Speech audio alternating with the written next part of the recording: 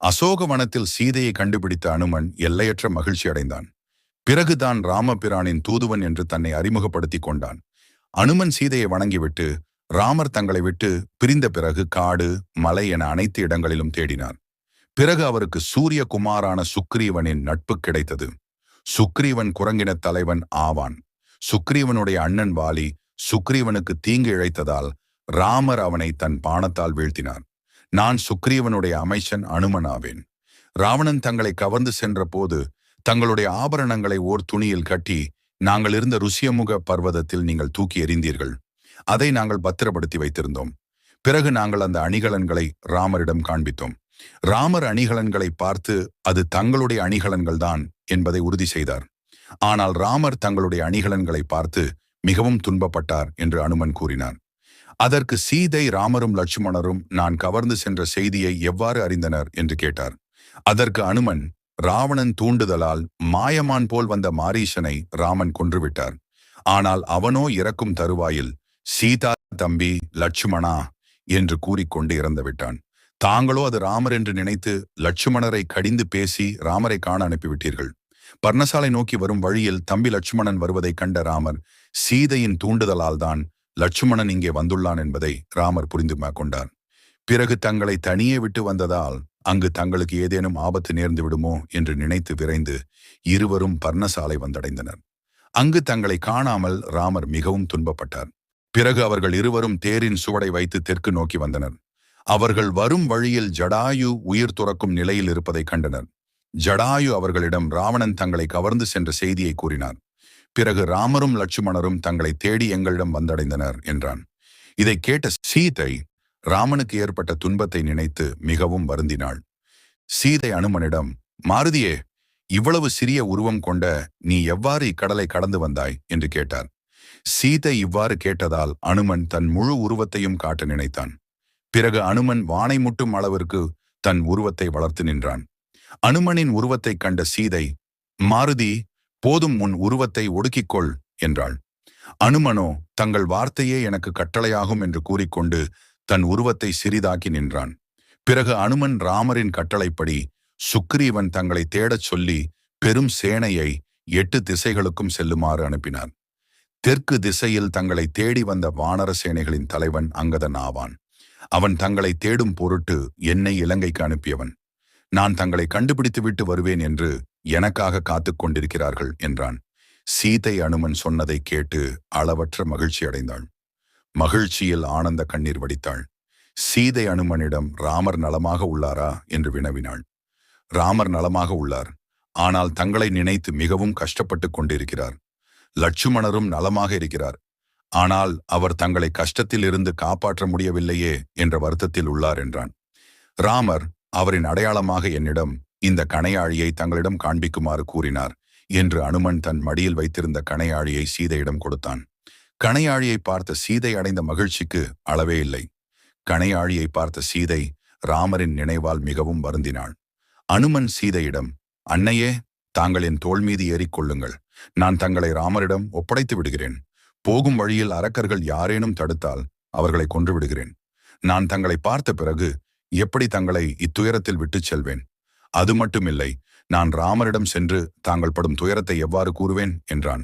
அனுமன் சொன்னதை கேட்ட சீதை, ஆற்றல் மிகுந்த மாருதியே, உன் ஆற்றலுக்கு இச்செயல் ஏற்றது. ஆனால் ஒரு பெண்ணாகிய நான் இச்செயலை செய்யக்கூடாது என்று எண்ணுகிறேன். நீ என்னை தோளில் சுமந்து போகும் வழியில் அரக்கர்கள் யாரேனும் தடுக்கும்போது நான் கீழே விழவும் வாய்ப்பு உள்ளது. இதற்கு மற்றொரு காரணமும் உண்டு. நான் உன்னுடன் வந்தால் ராமனின் வில்லுக்கும் வீரத்திற்கும் வீண் பழி உண்டாகும். ராவணன் என்னை பிறர் அறியாவண்ணம் கவர்ந்து வந்தது போல் நீயும் என்னை பிறர் அறியாவண்ணம் அழைத்து செல்கிறேன் என்கிறாய்.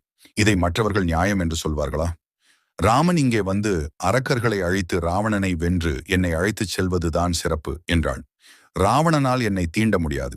ஒரு பெண்ணின் விருப்பமில்லாமல் அவன் தீண்டினால் அவனுடைய 10 தலைகளும் வெடித்துவிடும். இது பிரம்மன் அவனுக்கு கொடுத்த சாபமாகும். ராவணன் பெற்ற சாபத்தால் தான் நான் இன்னும் உயிர் வாழ்ந்து கொண்டிருக்கிறேன் என்றாள். பிறகு சீதை, மாருதியே, ராவணன் எனக்கு கொடுத்த கால அவகாசம் 1 வருடம்.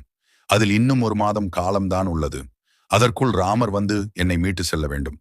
அப்படி இல்லை என்றால் என் உயிரை நான் மாய்த்துக் கொள்வேன். இதை நீ மனதில் வைத்துக்கொள் என்றாள்.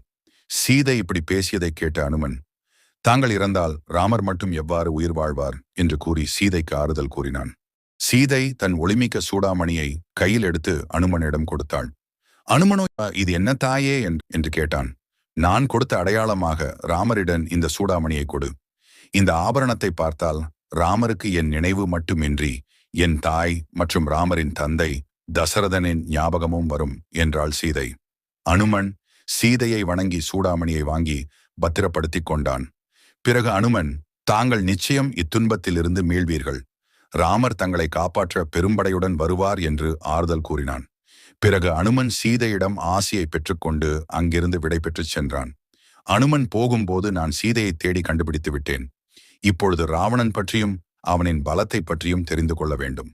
அப்பொழுதுதான் ராமர் போர் புரிய எவ்வளவு பலம் வேண்டும் என்பது தெரியும். அதற்கு நான் ஏதாவது செய்ய வேண்டும். அரக்கர்களை தொல்லை செய்யலாம் என்று எண்ணினான். பிறகு வேண்டாம் என நினைத்துவிட்டு, இவ்வளவு அழகு மிகுந்த இந்த அசோக வனத்தை அழித்தால் ராவணன் நிச்சயம் வர வாய்ப்புள்ளது என்று நினைத்தான். உடனே அனுமன் அசோகவனத்தை முற்றிலும் நாசம் செய்தான். இவ்வாறு அனுமன் அசோகவனத்தை நாசம் செய்து கொண்டிருக்கும் போது தூங்கிக் கொண்டிருந்த அரக்கிகள் விழித்துக் கொண்டனர்.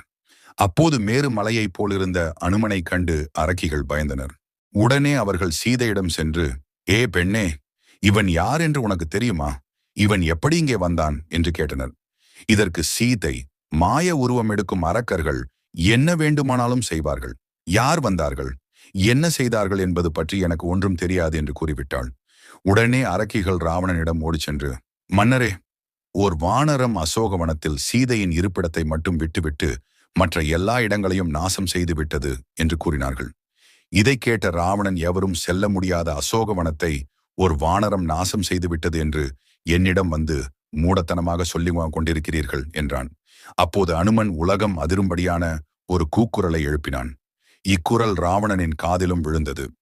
உடனே ராவணன் கிங்கரர் என்னும் ஒரு வகை அரக்கர்களை அழைத்து, அக்குரங்கை தப்பிக்க விடாமல் என்னிடம் கொண்டு வந்து ஒப்படையுங்கள் என்று ஆணையிட்டான். உடனே கிங்கர் அரக்கர்கள் அனுமனை தேடி விரைந்து சென்றனர். அவர்கள் அனுமனை சூழ்ந்து கொண்டனர். உடனே அனுமன் தன் பக்கத்தில் இருந்த மரத்தை பிடுங்கி கிங்கர் அரக்கர்கள் அனைவரையும் அழித்தான். அனுமனை பிடிக்கச் சென்ற கிங்கர் அரக்கர்கள் அனைவரும் இறந்த செய்தி ராவணனுக்கு தெரிவிக்கப்பட்டது. இதனை கேட்ட ராவணனின் முகம் கோபத்தால் சிவந்தது. உடனே ராவணன் ஜம்புமாலி என்னும் அரக்கனை அழைத்து, நீ குதிரைப்படையுடன் சென்று அக்குரங்கை கயிற்றால் கட்டி இங்கு அழைத்து வா, அப்போதுதான் என்னுடைய கோபம் தணியும் என்றான். ஜம்புமாலி தன் படையை அழைத்துக் கொண்டு அனுமன் இருக்கும் இடத்திற்கு வந்து சேர்ந்தான். அனுமன் தன் பக்கத்தில் இருந்த இரும்பு தடியை கையில் எடுத்துக்கொண்டான். தன்னிடம் போர் புரிய வந்த அரக்கர்கள் எல்லோரையும் இரும்பு தடியால் அடித்துக் கொன்றான். கடைசியில் ஜம்புமாலி மட்டும் இருந்தான். அனுமன் அவனிடம், உயிர் மேல் ஆசை இருந்தால் இங்கிருந்து தப்பி ஓடிச்சல் என்றான். ஆனால் ஜம்புமாலி அங்கிருந்து கோழை போல் ஓடாமல் அனுமன் மீது அம்புகளை ஏவினான். தன்னை நோக்கி வந்த அம்புகளை அனுமன் தன் இரும்பு தடியால் தடுத்தான். ஜம்புமாலி தன் அம்பால் அனுமனிடம் இருந்த இரும்பு தடியையும் ஒடித்துவிட்டான். இதனால் சற்று சளைத்து நின்ற அனுமன் ஓடிச் சென்று ஜம்புமாலியின் தேரில் ஏறி அவனின் வில்லை பிடுங்கி அவன் கழுத்தில் மாட்டி தேரிலிருந்து கீழே தள்ளிவிட்டான். ஜம்புமாலி கீழே விழுந்து இறந்தான். ஜம்புமாலி இறந்த செய்தியை அரக்கர்கள் ஓடிச் சென்று ராவணனிடம் தெரிவித்தனர். ஒரு குரங்கு தன் அரக்கர்களையும் மற்றும் ஜம்புமாலியையும் கொன்றதை அறிந்து ராவணன் மிகவும் கோபங்கொண்டான். உடனே ராவணன் தானே சென்று அந்த குரங்கை பிடித்து வருவதாக கூறினான். இதை கேட்ட விருபாட்சன், யூபாசன், துர்த்தரன், பிரகசன், பாசகண்ணன் என்னும் 5 சேனை தலைவர்களும், அரசே, தாங்கள் போய் ஒரு குரங்கிடம் போர் புரிவதா? தாங்கள் இங்கே இருங்கள், நாங்கள் சென்று அந்த குரங்கை பிடித்து வருகிறோம் என்று கேட்டுக் கொண்டனர். சேனை தலைவர்கள் கேட்டுக்கொண்டதுக்கிணங்க ராவணன் அவர்கள் போருக்கு செல்வதற்கு சம்மதித்தான். பிறகு 5 சேனை தலைவர்கள் தன் அரக்க படைகளை திரட்டிக்கொண்டு அனுமன் இருக்கும் இடத்திற்கு வந்தடைந்தனர். அனுமன் ஒரு பெரும் அரக்க படை வருவதைக் கண்டு அவர்கள் அனைவரையும் நான் அழிப்பேன் என்று மனதில் நினைத்து கொண்டான். அரக்கர் படை அனுமனை எதிர்கொண்டது. இச்சிறிய குரங்கா அரக்கர்களை அழித்தது என்று ஆச்சரியப்பட்டனர். அனுமன் தன் உருவத்தை மிகப்பெரிய உருவமாக மாற்றிக்கொண்டான். இதை பார்த்த அரக்கர்கள் மிகவும் கோபங்கொண்டு அனுமன் மீது அம்புகளையும் ஏராளமான ஆயுதங்களையும் எய்தினர். ஆனால் அந்த அம்புகளும் ஆயுதங்களும் வலிமை மிக்க அனுமனை ஒன்றும் செய்யவில்லை. அனுமனை தாக்க அரக்கர்கள் அலைபோல் வந்தனர். உடனே தன் பக்கத்தில் இருந்த தூணை கையில் எடுத்துக்கொண்டு அரக்கர்களை வீழ்த்தினான். இப்படி அரக்கர்கள் அனைவரும் கொல்லப்பட்ட பிறகு சேனை தலைவர்கள் அனுமனை சூழ்ந்து அவன் மீது அம்புகளை எய்தினர். அனுமன் தன்னை நோக்கி வந்த அம்புகளை தன் கையால் தடுத்தான். இவர்களுக்குள் கடுமையான போர் நடந்தது. அனுமன் 5 சேனை தலைவர்களை ஒவ்வொருவராக கொன்று வீழ்த்தினான். தாங்கள் குரங்கை பிடித்து வருவதாக சென்ற 5 சேனை தலைவர்களும் மாண்ட செய்தியை அறிந்த ராவணன் மிகவும் கோபம் கொண்டான். உடனே ராவணன் தான் சென்று அந்த அனுமனை தூக்கிக் கொண்டு வருவதாக கூறினான். அப்போது ராவணனின் கடைசி மகனான அட்சயகுமாரன் எழுந்து, தந்தையே, இந்த வாய்ப்பை எனக்கு கொடுங்கள். அக்குரங்கை அழித்து பேரும் புகழும் பெறுவேன். எனக்கு கட்டளையிடுங்கள் என்றான். இதனை கேட்ட ராவணன் தன் மகனை கட்டி தழுவி விடை கொடுத்தான். அட்சயகுமாரன் தேரில் ஏறும்போது அவனுடன் இளைஞர்களும் சேனை தலைவர்களின் மைந்தர்களும் 4 லட்சம் வீரர்களும் உடன் சென்றனர். அனுமன் தன்னை நோக்கி வரும் பெரும்படையை கண்டு வருவது ராவணன் அல்லது இந்திரஜித் ஆக இருக்கக்கூடும் என்று நினைத்தான். இவர்களிடம் போர் புரிவதை நினைத்து அனுமன் மகிழ்ந்தான். அவர்கள் சிறிது பக்கத்தில் வந்தவுடன் தான் தெரிந்தது, அது ராவணனும் இல்லை, இந்திரஜித்தும் இல்லை என்று. அனுமன் வருபவன் யார் என்று உற்று நோக்கினான். அனுமனை பார்த்த அட்சயகுமாரன், இச்சிறிய குரங்குதான் அரக்கர்களை கொன்றதா என்று ஏளனமாக கேட்டான். உடனே அனுமன் அவனிடம், ஐயனே, தங்கள் அரசன் ராவணனை வென்ற வாலியும் குரங்குதான் என்பதை உனக்கு சொல்ல வேண்டியதில்லை என்று நினைக்கிறேன். ஆதலால் இதை மனதில் வைத்து போர் புரியுங்கள் என்றான். அட்சயகுமாரன் அனுமனிடம், இலங்கை நகரை நீ அழித்ததன் காரணமாக உன் இனத்தவர் இவ்வுலகில் எங்கிருந்தாலும் அவர்களை நான் அழிப்பேன் என்றான். பிறகு அரக்கர் கூட்டம் அனுமனை சூழ்ந்து கொண்டது. பின் அவர்கள் அனுமன் மீது ஆயுதங்களையும் அம்புகளையும் எய்தினர். அனுமன் அவ்வரகர் படையுடன் தனியாக போர் புரிந்தான். அரக்கர்கள் அனைவரையும் அழித்தான். பின் அட்சயகுமாரன் அனுமன் எதிரில் நின்றான். இருவரும் போர் புரிய தொடங்கினர். அட்சயகுமாரன் தன் வாளை எடுத்து அனுமனை குத்த முற்பட்டான். அப்போது அனுமன் அந்த வாளை அட்சய குமாரனிடம் இருந்து பிடுங்கி உடைத்து எறிந்தான். பிறகு தன் 2 கரங்களாலும் அவனை அடித்து உதைத்தான். வலி தாங்க முடியாத அட்சயகுமாரன் அவ்விடத்திலேயே மாண்டு போனான். அரக்கர்கள் அலறிக்கொண்டு அரண்மனையை நோக்கி ஓடினர். அட்சயகுமாரன் மாண்ட செய்தி மண்டோதரிக்கும் ராவணனுக்கும் தெரிவிக்கப்பட்டது. இதை அறிந்த மண்டோதரி செய்வதறியாது ராவணனின் காலில் விழுந்து அழுதாள். அப்பொழுது இந்திரஜித் தன் மனைவிமார்களுடன் மகிழ்ச்சியாக இருந்தான். அவன் காதில் அரக்கர்கள் அழும் குரல் கேட்டது. உடனே அவன் தன் பக்கத்தில் இருந்த ஏவலர்களை பார்த்து, இவ்வழுகை ஒலி எங்கிருந்து வருகிறது என்று கேட்டான்.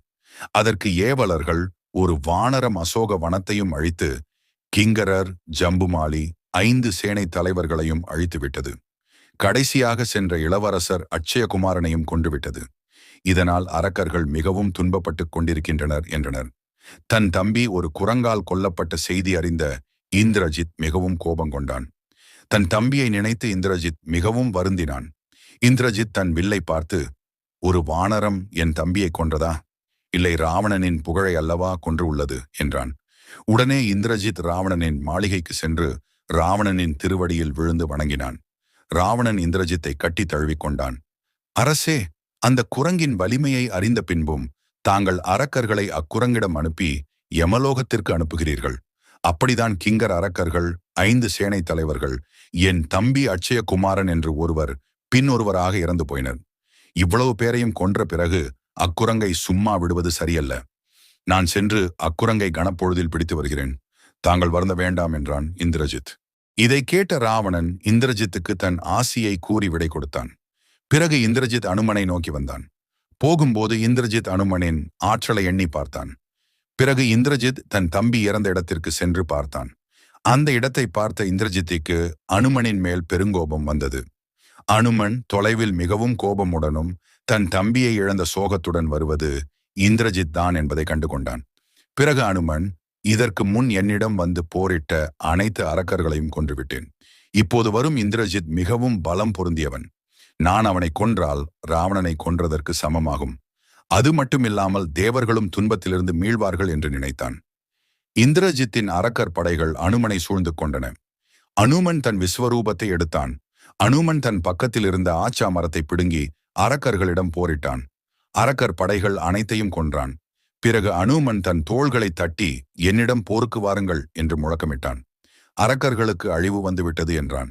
இதை கேட்ட இந்திரஜித், உன் எண்ணத்திற்கு நான் முடிவு கட்டுகிறேன் என்று கூறி அனுமன் மீது அம்புகளை ஏவினான். அனுமன் மீது பாய்ந்த அம்புகளால் இரத்தம் வழிந்தது. அனுமன் உடலை மிகவும் பெரிதாக்கிக் கொண்டே சென்றான். இந்திரஜித்தால் அனுமனை பாதிக்கு மேல் காண முடியவில்லை. பிறகு அனுமன் இந்திரஜித்தின் தேரில் ஏறி அவனுடைய வில்லை பிடுங்கி ஒடித்து எறிந்தான். அனுமன் ஒரு மரத்தை வேரோடு பிடுங்கி இந்திரஜித் மீது எறிந்தான். இதனால் இந்திரஜித்தின் மணிமுடிகள் உடைந்து கீழே விழுந்தன. இதனால் கோபங்கொண்ட இந்திரஜித் அனுமன் மீது 1000 பாணங்களை ஏவினான். அனுமன் இந்திரஜித்தை அவன் நின்றிருந்த தேரோடு தூக்கி எறிந்தான். தரையில் விழுந்த இந்திரஜித் எழுந்து வானில் சென்றான். என்ன செய்வதென்று தெரியாத நிலையில் இந்திரஜித் அனுமன் மீது பிரம்மாஸ்திரத்தை ஏவ நினைத்தான். அதனால் இந்திரஜித் பிரம்மாஸ்திரத்திற்கு அர்ச்சனைகளும் பூஜைகளும் வழிபாடுகளும் செய்து சகல தெய்வங்களை வணங்கி அந்த பிரம்மாஸ்திரத்தை தன் கையில் எடுத்து கொண்டான். பிறகு இந்திரஜித் ஒரு பெரிய வில்லை எடுத்து பிரம்மாஸ்திரத்தில் பொருத்தி அனுமன் மீது எய்தினான். பிரம்மாஸ்திரத்தால் கட்டுண்ட அனுமன் கீழே விழுந்தான். பிறகு அனுமன் தன்னை கீழே சாய்த்தது பிரம்மாஸ்திரம் என்பதை உணர்ந்து கொண்டான். பிரம்மாஸ்திரத்திற்கு மதித்து கட்டுப்படுவதுதான் சிறந்தது என்று நினைத்து கட்டுப்பட்டான். இதை பார்த்த இந்திரஜித் அனுமனின் அருகில் வந்து இவனுடைய வலிமையை ஒடுக்கிவிட்டேன் என்றான். அதுவரையிலும் அனுமனை பார்த்து பயந்த அரக்கர்கள் ஓடி வந்து அனுமனை சூழ்ந்து கொண்டனர். அனுமன் கட்டுண்டதை பார்த்து அரக்கர்கள் மகிழ்ந்தார்கள். பிறகு அரக்கர்கள் அனுமனை கயிற்றோடு கட்டி அரண்மனைக்கு இழுத்துச் சென்றனர். அனுமன் பிரம்மாஸ்திரத்தால் கட்டுண்ட செய்தியை அறிந்து சீதை மிகவும் வருந்தினாள். போகும் வழியில் சில அரக்கர்கள் அனுமனை பார்க்க பயந்தனர். சிலர் நீ கொன்ற என் மகனை திரும்பக் கொடு என்றனர்.